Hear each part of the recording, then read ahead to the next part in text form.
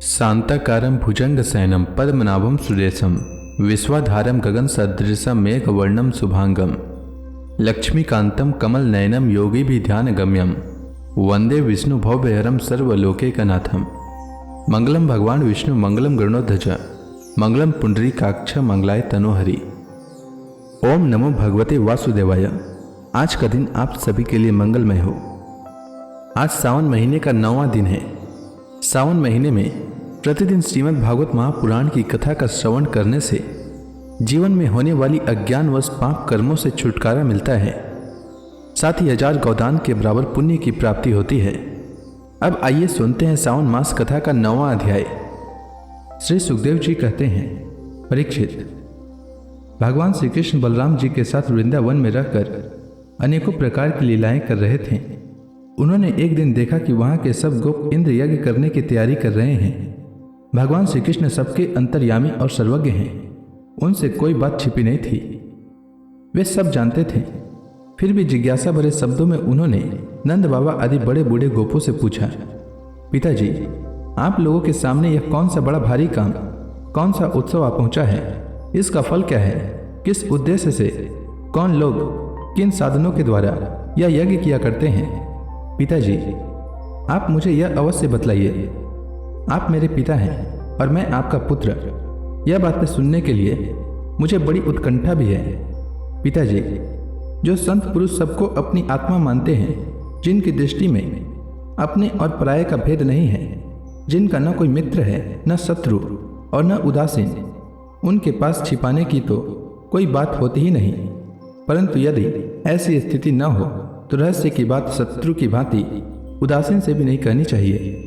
मित्र तो अपने समान ही कहा गया है, इसलिए उससे कोई बात छिपाई नहीं जाती। यह संसारी मनुष्य समझे बेसमझे अनेकों प्रकार के कर्मों का अनुष्ठान करता है। उनमें से समझ बूझ कर करने वाले पुरुषों के कर्म जैसे सफल होते हैं, वैसे बेसमझ के नहीं। अतः इस समय आप लोग जो क्रिया योग करने जा रहे हैं, वह सुहृदों के साथ विचारित शास्त्र सम्मत है अथवा लौकिक ही है, मैं यह सब जानना चाहता हूँ। आप कृपा करके स्पष्ट रूप से बतलाइए। नंद बाबा ने कहा, बेटा, भगवान इंद्र वर्षा करने वाले मेघों के स्वामी हैं। ये मेघ उन्हीं के अपने रूप हैं। वे समस्त प्राणियों को तृप्त करने वाला एवं जीवन दान करने वाला जल बरसाते हैं। मेरे प्यारे पुत्र, हम और दूसरे लोग भी उन्हीं मेघपति भगवान इंद्र की यज्ञों के द्वारा पूजा किया करते हैं। जिन सामग्रियों से यज्ञ होता है, वे भी उनके बरसाए हुए शक्तिशाली जल से ही उत्पन्न होती है। उनका यज्ञ करने के बाद जो कुछ बच जाता है, उसी अन्न से हम सब मनुष्य अर्थ, धर्म और काम रूप त्रिवर्ग की सिद्धि के लिए अपना जीवन निर्वाह करते हैं। मनुष्यों की खेती आदि प्रयत्नों के फल देने वाले इंद्र ही हैं। यह धर्म हमारी कुल परंपरा से चला आया है। जो मनुष्य काम, लोभ, भय अथवा द्वेषवश ऐसे परंपरागत धर्म को छोड़ देता है, उसका कभी मंगल नहीं होता। श्री सुखदेव जी कहते हैं, परीक्षित, ब्रह्मा शंकर आदि के भी शासन करने वाले केशव भगवान ने नंद बाबा और दूसरे व्रजवासियों की बात सुनकर इंद्र को क्रोध दिलाने के लिए अपने पिता नंद बाबा से कहा। श्री भगवान ने कहा, पिताजी, प्राणी अपने कर्म के अनुसार ही पैदा होता और कर्म से ही मर जाता है। उसे उसके कर्म के अनुसार ही सुख, दुख, भय और मंगल के निमित्तों की प्राप्ति होती है। यदि कर्मों को ही सब कुछ न मानकर उनसे भिन्न जीवों के कर्म का फल देने वाला ईश्वर माना भी जाए, तो वह कर्म करने वालों को ही उनके कर्म के अनुसार फल दे सकता है। कर्म न करने वालों पर उसकी प्रभुता नहीं चल सकती। जब सभी प्राणी अपने अपने कर्मों का ही फल भोग रहे हैं, तब हमें इंद्र की क्या आवश्यकता है? पिताजी, जब वे पूर्व संस्कार के अनुसार प्राप्त होने वाले मनुष्यों के कर्म फल को बदल ही नहीं सकते, तब उनसे प्रयोजन ही क्या है? मनुष्य अपने स्वभाव के अधीन है, वह उसी का अनुसरण करता है। यहाँ तक कि देवता, असुर, मनुष्य आदि को लिए हुए यह सारा जगत स्वभाव में ही स्थित है। जीव अपने कर्मों के अनुसार उत्तम और अधम शरीरों को ग्रहण करता और छोड़ता रहता है। अपने कर्मों के अनुसार ही यह शत्रु है, यह मित्र है, यह उदासीन है, ऐसा व्यवहार करता है। कहाँ तक कहूँ, कर्म ही गुरु है और कर्म ही ईश्वर है। इसलिए पिताजी, मनुष्यों को चाहिए कि पूर्व संस्कारों के अनुसार अपने वर्ण तथा आश्रम के अनुकूल धर्मों का पालन करता हुआ कर्म का ही आदर करे, जिसके द्वारा मनुष्य की जीविका सुगमता से चलती है। वही उसका इष्ट देव होता है। जैसे अपने विवाहित पति को छोड़कर जार पति का सेवन करने वाली व्यभिचारिणी स्त्री कभी शांति लाभ नहीं करती, वैसे ही जो मनुष्य अपनी आजीविका चलाने वाले एक देवता को छोड़कर किसी दूसरे की उपासना करते हैं, उससे उन्हें कभी सुख नहीं मिलता। ब्राह्मण वेदों के अध्ययन अध्यापन से, क्षत्रिय पृथ्वी पालन से, वैश्य वार्तावृत्ति से और शूद्र ब्राह्मण क्षत्रिय और वैश्यों की सेवा से अपनी जीविका का निर्वाह करें। वैश्यों की वार्तावृत्ति 4 प्रकार की है: कृषि, वाणिज्य, गौरक्षा और ब्याज लेना। हम लोग उन चारों में से एक केवल गोपाल ही सदा से करते आए हैं। पिताजी, इस संसार की स्थिति, उत्पत्ति और अंत के कारण क्रमशः सत्वगुण, रजोगुण और तमोगुण है। यह विविध प्रकार का संपूर्ण जगत स्त्री पुरुष के संयोग से रजोगुण के द्वारा उत्पन्न होता है। उसी रजोगुण की प्रेरणा से मेघगण सब कहीं जल बरसाते हैं। उसी से अन्न और अन्न से ही सब जीवों की जीविका चलती है। इसमें भला इंद्र का क्या लेना देना है? वह भला क्या कर सकता है? पिताजी, न तो हमारे पास किसी देश का राज्य है और न तो बड़े बड़े नगर ही हमारे अधीन हैं। हमारे पास गांव या घर भी नहीं है। हम तो सदा के वनवासी हैं। वन और पहाड़ ही हमारे घर हैं। इसलिए हम लोग गौ, ब्राह्मणों और गिरिराज का यजन करने की तैयारी करें। इंद्र यज्ञ के लिए जो सामग्रियां इकट्ठी की गई है, उन्हीं से इस यज्ञ का अनुष्ठान होने दें। अनेकों प्रकार के पकवान, खीर, हलवा, पुआ, पूरी आदि से लेकर मूंग की दाल तक बनाए जाएं। व्रज का सारा दूध एकत्र कर लिया जाए। वेदवादी ब्राह्मणों के द्वारा भली भांति हवन करवाया जाए तथा उन्हें अनेकों प्रकार के अन्न, गौवें और दक्षिणा दी जाए। और भी चांडाल, पतित और कुत्तों तक को यथा योग्य वस्तुएं देकर गायों को चारा दिया जाए और फिर गिरिराज को भोग लगाया जाए।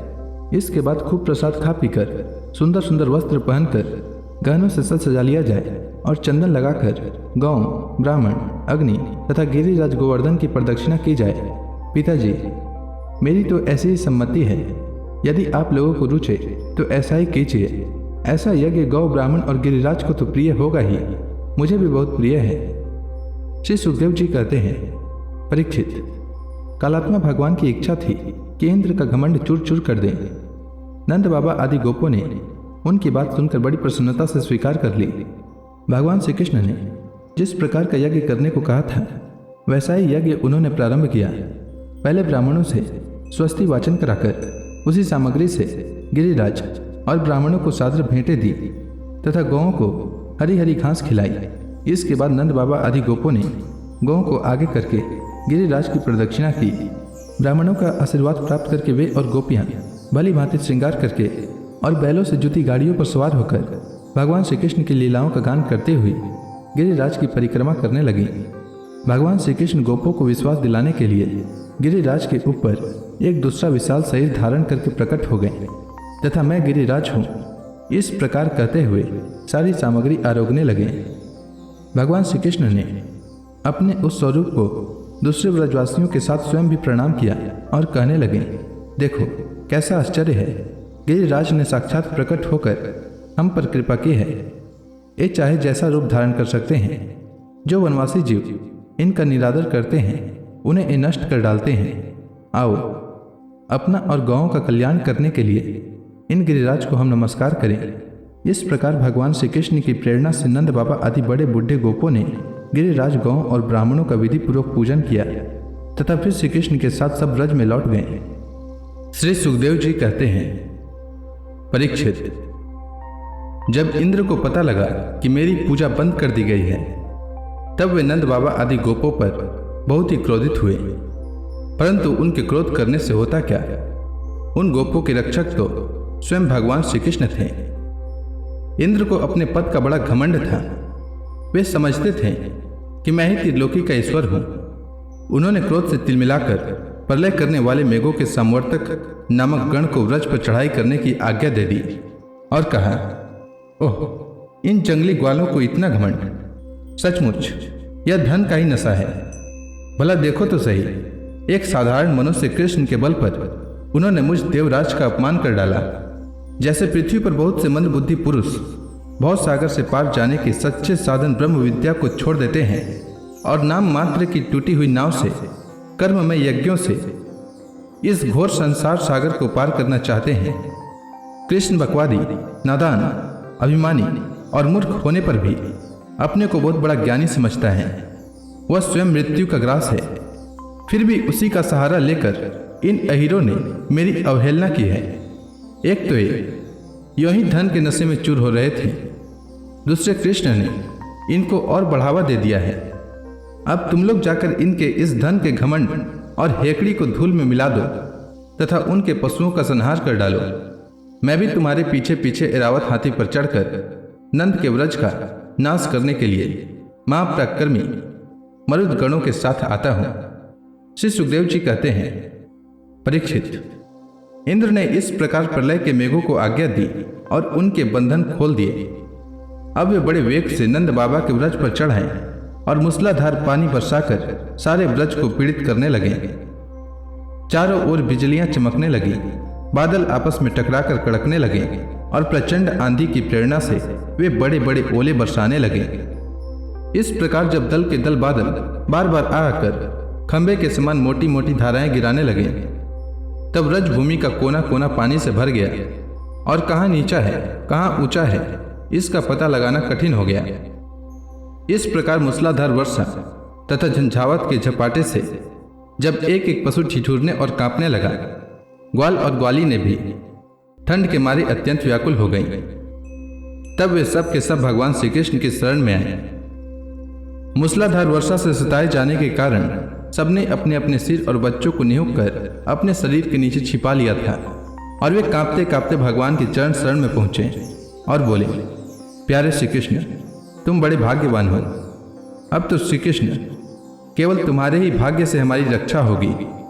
प्रभु, इस सारे गोकुल के एकमात्र स्वामी, एकमात्र रक्षक तुम ही हो। भक्तवत्सल, इंद्र के क्रोध से अब तुम ही हमारी रक्षा कर सकते हो। भगवान ने देखा कि वर्षा और ओलों की मार से पीड़ित होकर सब बेहोश हो रहे हैं। वे समझ गए कि यह सारी करतूत इंद्र की है, उन्होंने ही क्रोधवश ऐसा किया है।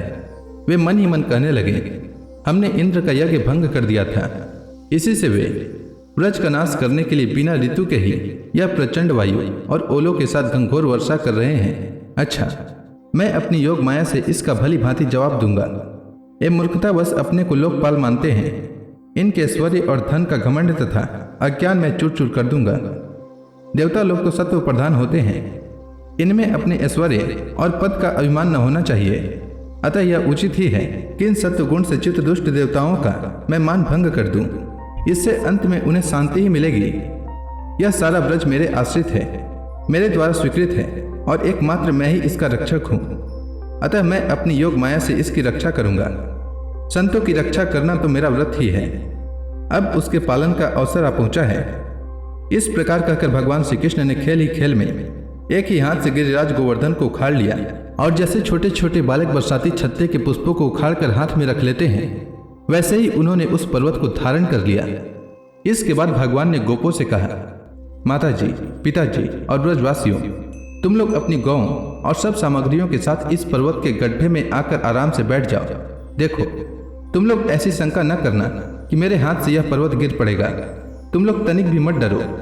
इस आंधी पानी के डर से तुम्हें बचाने के लिए ही मैंने यह युक्ति रची है। जब भगवान श्री कृष्ण ने इस प्रकार सबको आश्वासन दिया, टांडस बंधाया, तब सब के सब ग्वाल अपने अपने गोधन, छकड़ों, आश्रितों, पुरोहितों और भृत्यों को अपने अपने साथ लेकर सुविधे के अनुसार गोवर्धन के गड्ढे में आ घुसे। भगवान श्री कृष्ण ने सब ब्रजवासियों के देखते देखते भूख प्यास की पीड़ा, आराम विश्राम की आवश्यकता आदि सब कुछ भुलाकर 7 दिन तक लगातार उस पर्वत को उठाए रखा। वे एक डग भी वहां से इधर उधर नहीं हुए। श्री कृष्ण की योग माया का यह प्रभाव देखकर इंद्र के आश्चर्य का ठिकाना न रहा। अपना संकल्प पूरा न होने के कारण उसकी सारी हेकड़ी बंद हो गई। वे भौचक्के से रह गए। इसके बाद उन्होंने मेघों को अपने आप वर्षा करने से रोक दिया। जब गोवर्धनधारी भगवान श्री कृष्ण ने देखा कि यह भयंकर आंधी और घंघोर वर्षा बंद हो गई, आकाश से बादल छट गए और सूर्य दिखने लगे, तब उन्होंने गोपों से कहा, मेरे प्यारे गोपों, अब तुम लोग निडर हो जाओ और अपनी स्त्रियों, गोधन तथा बच्चों के साथ बाहर निकल आओ। देखो, अब आंधी पानी बंद हो गया तथा नदियों का पानी भी उतर गया। भगवान की ऐसी आज्ञा पाकर अपने अपने गोधन, स्त्रियों, बच्चों और बुढ़ों को साथ ले तथा अपनी सामग्री छकड़ों पर लाद कर धीरे धीरे सब लोग बाहर निकल आए। सर्वशक्तिमान भगवान श्री कृष्ण ने भी सब प्राणियों के देखते देखते खेल खेल में ही गिरिराज को पूर्ववत उसके स्थान पर रख दिया। व्रजवासियों का हृदय प्रेम के आवेग से भर रहा था। पर्वत को रखते ही वे भगवान श्री कृष्ण के पास दौड़ आए। कोई उन्हें हृदय से लगाने तथा कोई उन्हें चूमने लगा। सब ने उनका सत्कार किया। बड़ी बूढ़ी गोपियों ने बड़े आनंद और स्नेह से दही चावल जल आदि से उनका मंगल तिलक किया और उन्मुक्त हृदय से शुभ आशीर्वाद दिए। यशोदा रानी, रोहिणी जी, नंद बाबा और बलवानों में श्रेष्ठ बलराम जी ने स्नेहातुर होकर श्री कृष्ण को हृदय से लगा लिया तथा आशीर्वाद दिए। परीक्षित, उस समय आकाश में स्थित देवता, साध्य, सिद्ध, गंधर्व और चारण आदि प्रसन्न होकर भगवान की स्तुति करते हुए उन पर फूलों की वर्षा करने लगे। राजन, स्वर्ग में देवता लोग शंख और नौबत बजाने लगे। तुमरु आदि गंधर्व राज भगवान की मधुर लीला का गान करने लगे। इसके बाद भगवान श्री कृष्ण ने व्रज की यात्रा की। उनके बगल में बलराम जी चल रहे थे और उनके प्रेमी ग्वाल बाल उनकी सेवा कर रहे थे। उनके साथ ही प्रेममयी गोपियां भी अपने हृदय को आकर्षित करने वाले, उसमें प्रेम जगाने वाले भगवान की गोवर्धन धारण आदि लीलाओं का गान करती हुई बड़े आनंद से व्रज में लौट आई। तो इसी के साथ यह अध्याय समाप्त हुआ। इसके आगे की कथा मैं कल के अध्याय में सुनाऊंगा। तब तक के लिए भगवान हरि का नाम लेते रहें। तो प्रेम से बोलिए भगवान विष्णु की जय, श्री कृष्ण भगवान की जय, समस्त देवी देवताओं की जय।